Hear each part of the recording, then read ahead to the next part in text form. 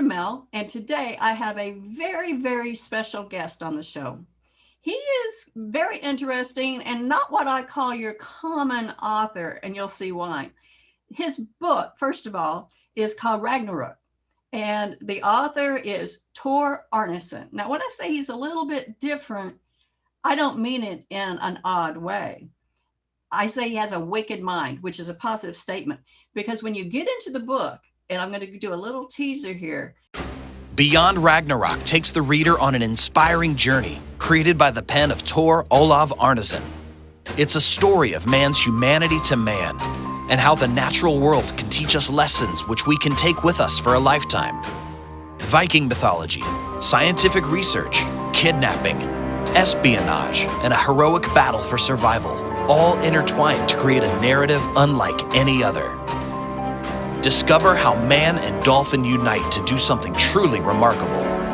Get your copy today in Amazon, Nook Press, Outskirts Press, and www.arnesen.us.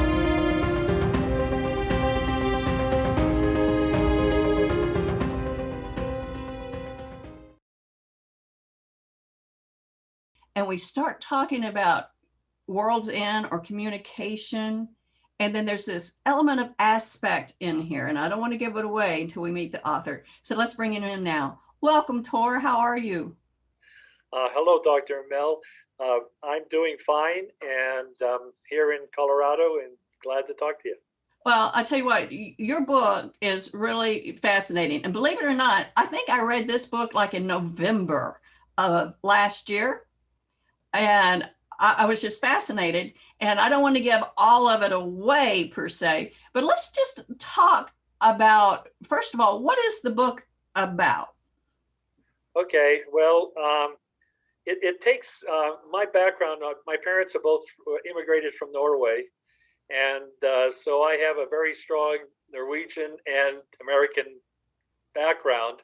And so, of course, when I wrote my first novel and stopped writing all these technical articles and so forth, of course, I used my double background or my ancestry and my, Norwegian heritage as part of the story. So it initially starts in Norway, where a sea mammal research scientist working at an institute in Kristiansund, Norway, which is where my parents originally came from. That's how that got selected.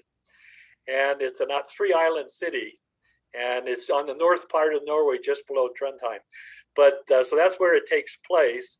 And he's working at the Sea Mammal Institute, and the institute rescues a bottlenose dolphin that's been injured, and so they bring it back, and it's captured, and they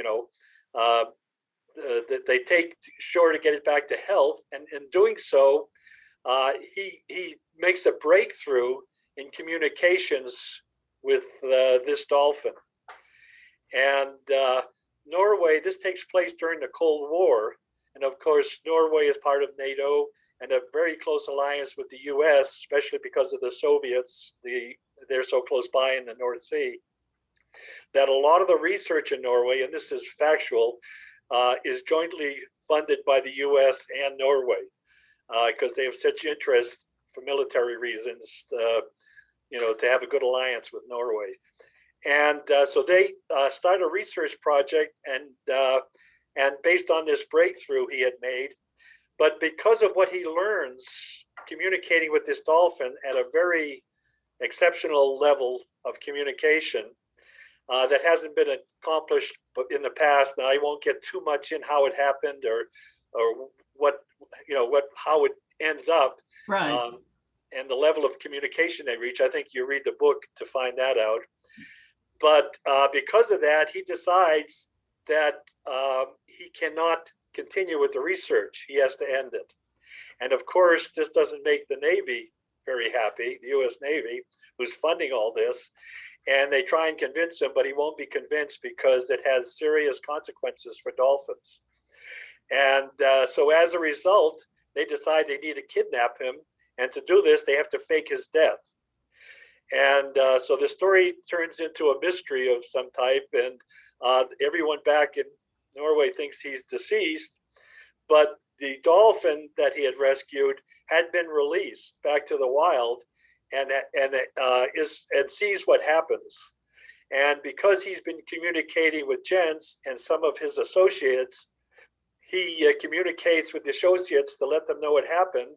And with the help of family members and other scientists, they rescue Jens and bring him back to Norway.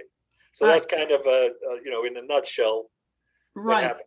It's a very, very interesting story. And although, I have to admit that communicating with dolphins is not a new concept by any means. There's been shows, Legions Under the Sea and, Flipper and things like that. But what you do is that you go beyond that and you present it in a very forward way of thinking. Yeah, I would say it's a reimagined communication level with another species. Yes. And at first, if honestly, when, like I said, I read it several months ago, but when I started it, my mind can go wacky having worked in the film industry. You know what I mean? It's like, whoa. At first I go, you know what, if we replaced the dolphin, even with an alien, it would work the same way. And but then there's really not that sci-fi factor to it, and like you said, it gets really complicated. And when I say that's a positive note, when I say really complicated in the middle, because you start off thinking, oh, this is going to be all about the relationship between, quote, this dolphin and this scientist. But the implications are so far reaching for the world and the outcome of what's going to happen, that the way you weave that entanglement into it is to perfection. I just wanted to let you know that. Well, I appreciate that. And you're almost, I wasn't thinking of talking about this, but I always intended this to be part of a trilogy. And this is the first part. And I'm now working on my second novel. I'm pretty close to finishing it. I'm doing the final touches, and it has a little to do with science fiction communication between dolphins, man, and the next level of communication. Right. Now you see, then I wasn't so far off. I may have read more into that than your average reader. No, when you said that, I always had to laugh to hold myself back, because that's exactly what I was thinking. This is going to keep. It has to be going somewhere with this. Yeah, thank you. And I am so glad to hear that there's more to this, because the book, again, we're talking with Tor Arnesen in his book, Beyond Ragnarok. I'm sorry, Ragnarok. There we go. I got it right. Ragnarok. And it is just fascinating reading, number one. It's very, very well written, number two. And number three, the complexity of the plot and the arcs that happen, not only with the character himself, the dolphin character, and I can call it a conspiracy, right? Right, you can. Definitely. Yeah, and the conspiracy that goes on, you sit back and you go, this is fiction, but this could really happen. And I don't want to get to that part because I don't want to give spoiler alert. You know what I mean? Yes. So we don't want to tell about this ending, type of thing. But you're going to want to read it, people. Trust me on this. But just the way, the implications for the world and the communication and how it can develop into something sinister. How's that? Yeah. And There's I think a good word. Yeah, and I think the audience might be interested in knowing Ragnarok is a Viking term, and it has a lot to do with the story. The Vikings believed that the world was going to have an epic catastrophe, that the whole world will end, and it was going to be a battle between the giants and the gods, Viking Norse gods. And that was the end of the world, and that was called Ragnarok. Well, so that kind of, my Norwegian background and heritage, that thought about Ragnarok kind of goes through the theme of the novel in a way. All right. Well, right now I want to show them the book trailer to this.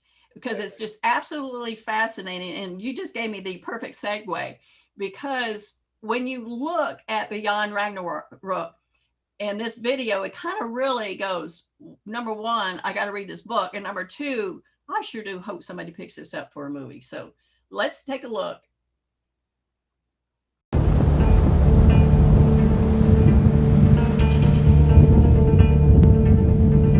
From the primordial depths of the sea,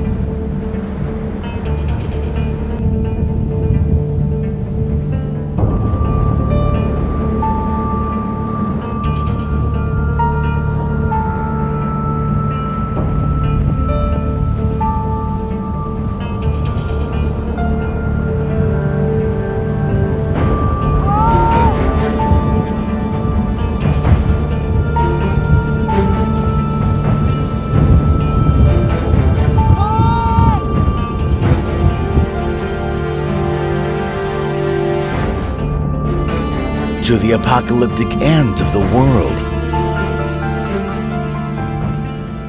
comes an incredible story of one man's quest for intelligent communication with one of the Earth's most ancient mammals, a dolphin. Kong, rescued from certain death, becomes the centerpiece of a bond that transcends mortal understanding. A dolphin that holds the key to understanding the very foundations of the world.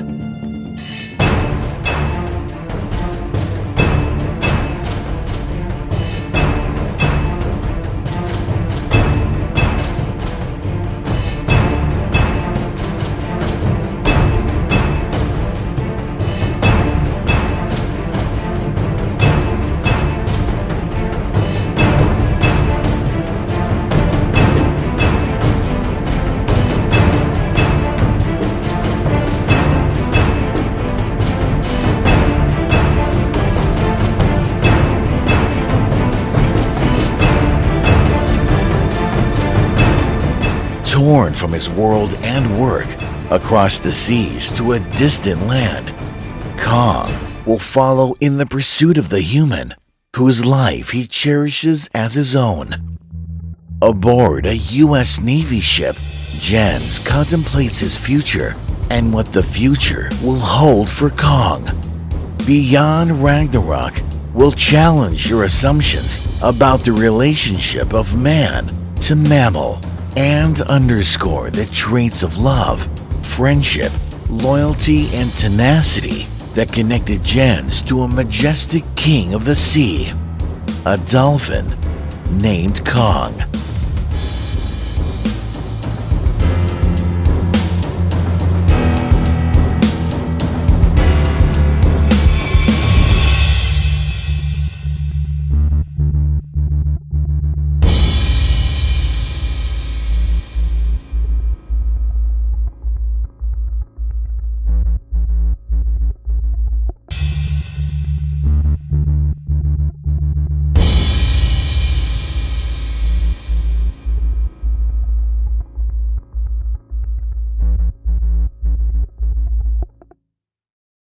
Absolutely fabulous. Thank you. It's exciting, it's breathtaking, and if that doesn't sell books, I don't know what will, because I didn't even get to see that video, and I bought the book and I've read it, and it is just really fabulous. As an author myself, I'm always curious about other authors' journeys in their writing. What was the most difficult part about writing Beyond Ragnarok? Well, for me initially, I had a career, and I was doing a lot of traveling around. I covered the Western U.S.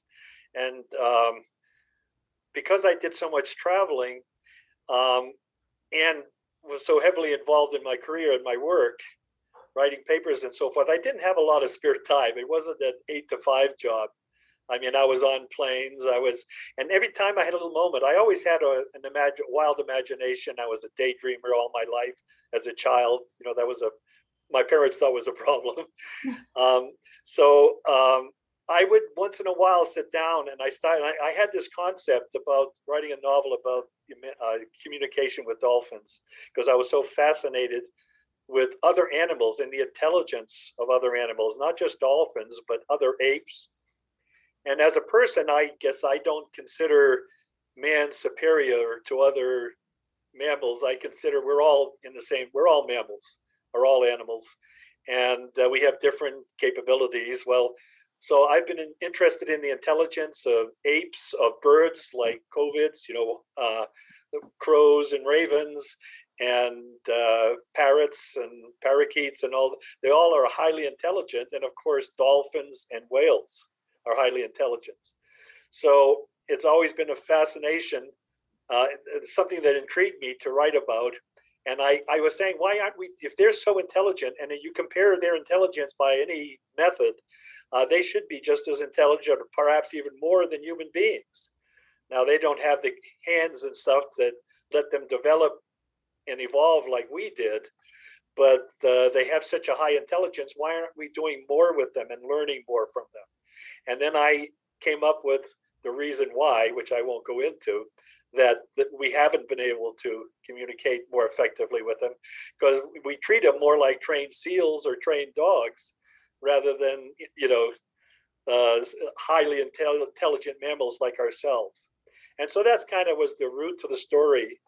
And because when I was working, I had so little time, I would write bits and pieces. I would say, this is how it's going to end, and this is going to start in Norway. And I put all these pieces, they were kind of a jumbled mess for about a decade. Just I was going to ask together. that, how long? Yeah. And then finally, when I retired, after I turned 70, I finally retired. I said, the first thing I do is I'm going to put this together. I've got all the pieces. I just have to organize it and clean it up a little. And so that's basically what I did. And that was probably the hardest part was time. But now that I'm retired, I never have trouble. I don't get writer's block. If I sit down on the computer, my problem is I can't keep up with my thoughts. So I have to get it down as fast as I can, and then go back and organize it later, because I don't want to lose it when when things start flowing. So I've never really had an issue with, difficulty of writing stories. I think I could pump them out if I really wanted to. But at this time of my life, I'm not doing it for a living per se. I'm doing it, I would say, as a hobby and just a love of what I do. And so I guess I don't have the financial incentive that I have to survive doing this. So it gives me a little freedom, I think. Yeah, I definitely would say it gives you freedom. So how close are you to the second part of this trilogy? Well, I'm getting pretty close. The story outline is completely done. I have someone helping me with some editing. Being an engineer, I'm great with math and science, but I mix tenses, and grammatically, I'm probably not the best. Thank God for spell check. That helps a lot. But so I've actually gone through a couple stages of editing. So I would say I'm getting real close to finishing it. But it's like anything, new ideas pop in my head that maybe I need to revise this. So every time I think I'm ready to send it off and see about getting it published, I say, no, I want to modify this. And then I want to go through it one more time. And then I find myself modifying and changing things, or this has to be explained a little more. But I have a tendency to be wordy, so I have to consolidate. I can say this in less words than I'm doing it. I don't have to explain things. I like to explain things to people, being an engineer. Yeah, well, I don't really think it has to do with being an engineer. I think it has to do with the love of writing. And I think, as most authors, we suffer from two things. Number one, we tend to expand where we don't need to. And then the second thing that we tend to do is we never think our book is ready. I mean, I have over 90 books. And let me tell you, my sister, if it wouldn't have been for her, I may not have published my first one. And that's the truth. Because she finally just goes, Mel, it's ready. Do it. Quit changing. If you want to change it, write part 2. Do something. But it's ready. So I totally get that. Tor. It's just one of those things that we suffer as writers. But it's a good thing, not a bad thing. I just want to let you know I have thoroughly enjoyed getting to know you today and learning a little bit how you came about beyond Ragnarok. And actually, I enjoyed finally learning what the word meant. So thank you for that. And all of everyone out here that's watching this today, the book is available on Amazon, and I'll give you that link and you can go there. And I would follow him. He has a wonderful website, and I will give you that link here in a minute as well. So if there's any last words that you would like to say, Tor, what would they be? Well, I think that I think that this is my book, because it was more of a general. It didn't have a genre. Like I had some difficulty finding a publisher, because most publishers have a genre, like we're mystery novels or romance novels or science fiction novels. And when you're doing a book that I think is more traditional to the old days, where it's just a general story, includes, mystery and romance and and science and history, it's harder to get that published. So, as a new author, going through that process was kind of interesting. I published a lot of technical articles, but for me, if you have the right credentials, and when you're doing technical articles, it's almost automatic if you have that right background. But this is different. This was a whole new experience, and thank goodness I was retired, because if I was still working and tried to go through that process, it was a little more time consuming than I anticipated. It is. And again, I thank you for coming on today, and I wish you so much success. And I cannot wait for not just part 2, but the third part of this, because you have developed a lifelong fan in me. Okay, I appreciate it. All right. Have a good day. Thank you, Dr. Mel. Beyond Ragnarok takes the reader on an inspiring journey created by the pen of Tor OLAV Arnesen. It's a story of man's humanity to man, and how the natural world can teach us lessons which we can take with us for a lifetime. Viking mythology, scientific research, kidnapping, espionage, and a heroic battle for survival, all intertwined to create a narrative unlike any other.